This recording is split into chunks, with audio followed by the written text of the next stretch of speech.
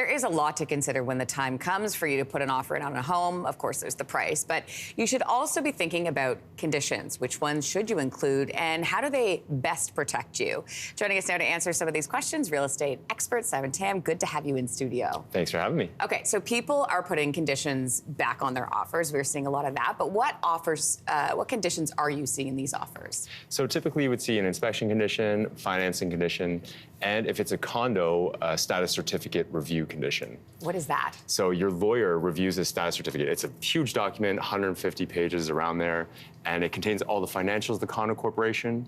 It contains if there's a lawsuit involved, and if there's any special assessments. Those are all things that you want to be aware of before you finalize a condo purchase. So your lawyer reviews that for you. I know a lot of people are thinking, like, if you're in a situation where there's numerous offers, you want to limit your conditions, but you also want to protect yourself, right? Exactly. It's trying to find that balance. So it's always about finding how much leverage you have as the buyer versus the seller. Is it a seller's market? Typically, that's what we have been in a lot of major markets in Canada.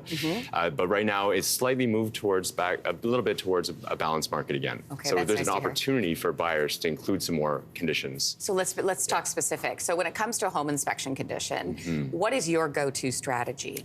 So I always say to my clients, use a home inspection condition as a way to find large items that we don't know about. Is there mold in the attic? Is there like foundation issues, things like that? But you don't also want to be too nitpicky with small items. So if there's like one electrical outlet that needs to be changed, don't trip over those small things. Don't let that prevent you from buying a great house. That's just going to need some work. A lot of homes need work in some ways. Thermal imaging technology, you recommend that? What do you mean? I love seeing that. When I go on a home inspection, the home inspector has a camera that can see like what's going on behind the walls. Is it blue consistently? Is there a little like red patch, or is it red and there's a little blue patch? What does that mean? What are the colors? Indicate like a leak, a water leak. So if it's all red and there's a little bit of blue, there's either a draft or leak, water leak. So yeah, it's good to look out for. So I know that some real estate agents and sellers, they will do a home inspection themselves when they're selling the house, and they'll say, listen, we've done the home inspection already for you, here you go. Should you trust it or have your own home inspection done? So that is a great question. I get that a lot.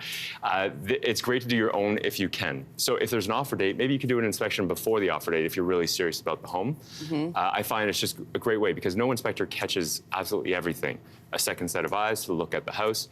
But if you can't, at least it's something to rely on versus having no idea. No idea, exactly. Okay, so if you do find some items once that home inspection is done, how much room is there for negotiation with the seller?